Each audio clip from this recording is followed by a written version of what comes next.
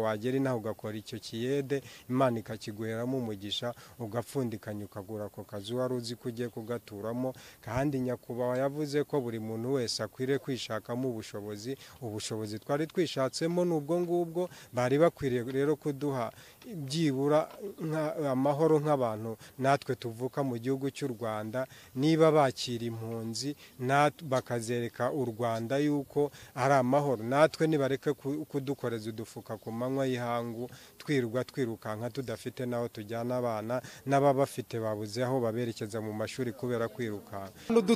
Ahantu dutuye ntabwo ari mu manegeka, wahagera nawe ukareba hariya ntabwo ari mu manegeka. Amanegeka ntayegereye ibishanga.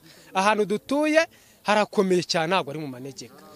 Inzu ziri mu bishanga byo wenda birumvikana. Tworohereza ni iki ngiki rero, niba batuza abo ngaho mu Busanza bakimura abo baturage. Ubu kwimura umuntu wo kumusenyera biratandukanye. Ibyo bintu kwimura umuntu ni ukuba ugiye kumwerekana agiye kuba.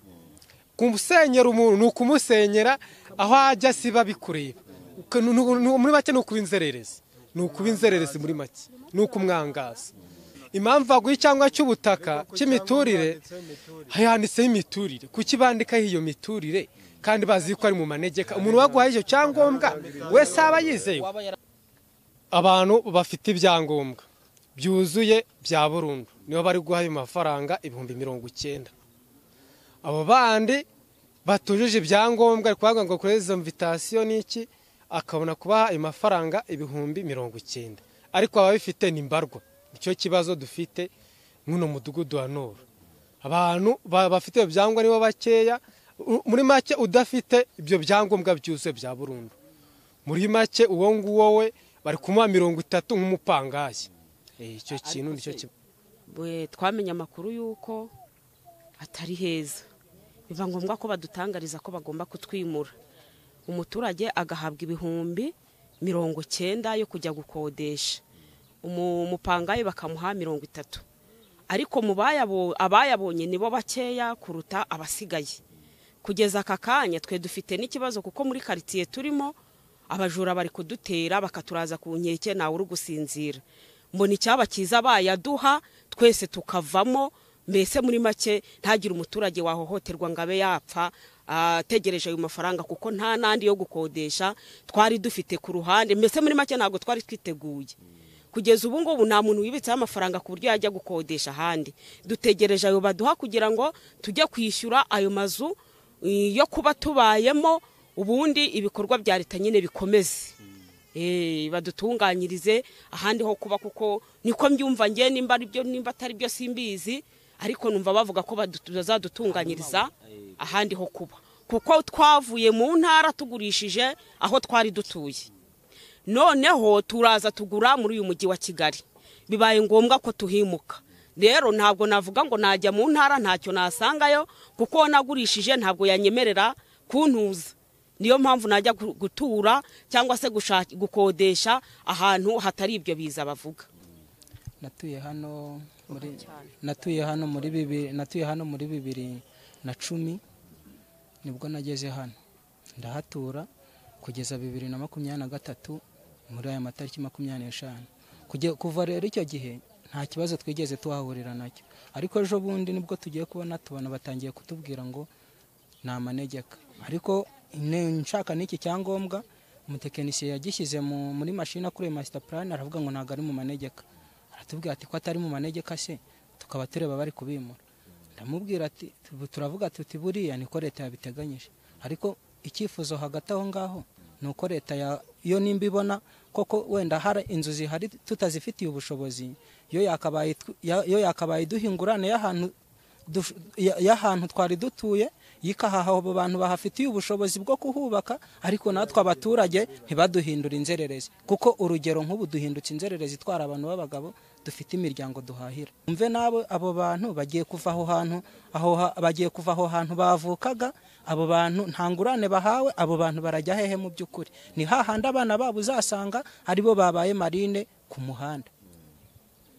Urabona nk'ubu ngubu iki ngiki urumva ko mu by'ukuri wenda ngewe ntabwo nabashije kubisobanukirwa neza ngo mbashe kubisobanura, mbashe kubisobanukirwa nimba ari cyo gutura, ariko ngewe umutekinisiye yambwiye ko ari aho gutura, kuko yashyize muri mashini arambwira ngo ko tureba si iki cyangombwa cyane ari cyo gutura, bakaba bari kubabwira ngo ni amanegeka, ko tugishatse aho tubona batangiye kuvuga ngo ni amanegeka, ngo nidushaka ibyangombwa ngo kugira ngo bazaduhe ingurane, ariko mu by'ukuri nta cyizere dufite cy'uko iyo ngurane tuzayibona, cyangwa se leta ngo izi dukoresha inama, uwo meya azatubwira ati, cyangwa se gitifu w'umurenge azatubwira ati mu by'ukuri aha hantu hanyu ni aho gutura ariko nta bushobozi mufite, none mureke mube mugiye aha batwereka aho tujya, noneho aho hantu bahadutunganyirize basi natwe tubone tugire icyizere cyo kuvuga ngo aha hantu hari koko bari kuhatunganya tuzahagaruka, cyangwa se nk'uko bagiye bajyana abantu na Ruveje, abandi bakajyana za Bumbogo, abandi bakabajyana he, natwe bagira aho badutegurira umuntu ashobora kujya. Natuye mu kwa gatandatu k'umwaka washize, ahantu hanjye nari nahaguze 1.5 miliyoni. Ndi gukora mitasiyo, twaranayirangije, mfite urupapuro runyemerera kujya kureba icyangombwa ku murenge, naranarube icyangombwa cy'ubutaka cy'imiturire, niko nabonye cyanditseho kuko mfite fotokopi yacyo. Ntayo nazanye hano kuko nta kibazo ndayizana. Ikibazo rero dufite, ejo hari abantu bagiye ku karere baraye bavuyeyo batubwira yuko bababwiye ko hano hazubakwa inzu zikomeye twebwe tutabonera ubushobozi, bababwira ko ngo twebwe ngo bajye gutegura ahandi hano kudutuza, ngo udafite kuzajya aho bamujyana ngo agomba kuzerekana niba afite ubushobozi bwo kubaka aho hantu. Twebwe tugasaba ko bari bavuze ko ari amanegeka barimo badukuramo, none tukaba turi mu bihe bitarimo imvura, nta kuntu twebwe batworohereza ko gushaka inzu kuri iki gihe. Niba wari ufite inzu y'ibyumba 2 na saro, kuri iki gihe kujya gushaka inzu y'icyumba na saro bakaguca 50,000, kandi baguhaye 90 bavuga ko ari amezi 3. Wajya gukora imibare ugasanga ibyo bintu ntago biri kuvamo. None twebwe twasaba ese ko bafasha abanyarutarama bakabimura bamaze kubategurira amazu, natwe bakaba batubwira yuko amezi 3 ngo bazaba bamaze gutunganya, ko ariko gitifu yatubwiriye hano ko bazatunganya ahantu batujyana. Ayo mezi 3 ntibatwihanganira bakabanza bagatunganya aho badushyira nk'abantu tudafite ubushobozi bwo kubaka kuri uyu musozi, noneho bakatwimura dufite aho tujya, kubera yuko twebwe ubushobozi bwayo 90,000 biri gutangwa, nta hantu kuri iki gihe wajya gukura inzu yo kugira ngo tubikuremo bivemo. Icyo ni ikibazo gikomeye cyane dufite mu buzima bwacu. Bari kuvuga ngo tugende ariko nta kindi cyerekezo dufite. Birashoboka ko bazi ko twavuye ngo mu ntara, ariko ushobora gusanga no mu ntara nta kintu twari dufite, ahubwo wagera inaho ugakora icyo kiyede, Imana ikakiguheramo umugisha, ugapfundikanya ukagura ako kazu wari uzi ko ugiye kugaturamo. Kandi nyakubahwa yavuze ko buri muntu wese akwiriye kwishakamo ubushobozi twari twishatsemo n'ubwo ngubwo. Bari bakwiriye rero kuduha byibura amahoro nk'abantu natwe tuvuka mu gihugu cy'u Rwanda, niba bakira impunzi bakazereka u Rwanda yuko ari amahoro, natwe nibareke kudukoreza udufuka ku manywa y'ihangu twirukanka tudafite naho tujyana abana, n'ababafite babuze aho baberekeza mu mashuri kubera kwirukanka.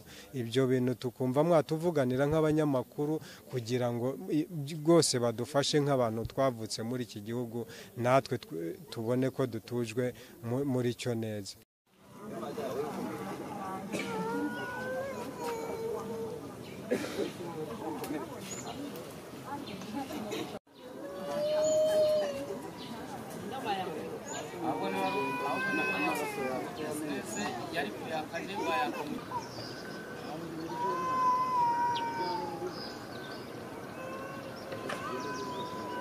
Barikora batabanje gukoresha abaturage inama, sibyo? Barikora batabanje gukoresha abaturage inama. Ubu kugeza ubu twebwe twabaye impunzi mu gihugu, kandi barimo gufata impunzi zo hanze bakazereka ko u Rwanda ari amahoro, sibyo? Kandi abanyarwanda twarangije kuri impunzi. N'abashaka ko tuzajya tubanda subundi abakiri hano kuri ya hari ushukiza telefone umwana wanjye akamaza urumva tuzabiba tujya tuba mu migano tuzabiba baza bihisha hano mu mashyamba nta muntu uzabafatisha abana banjye babakuze biryamira baraje bababaza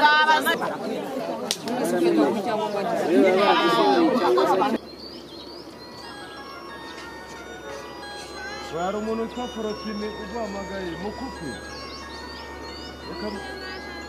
reka mwitabe. niba uzi ko hari abaturage baremanye inama na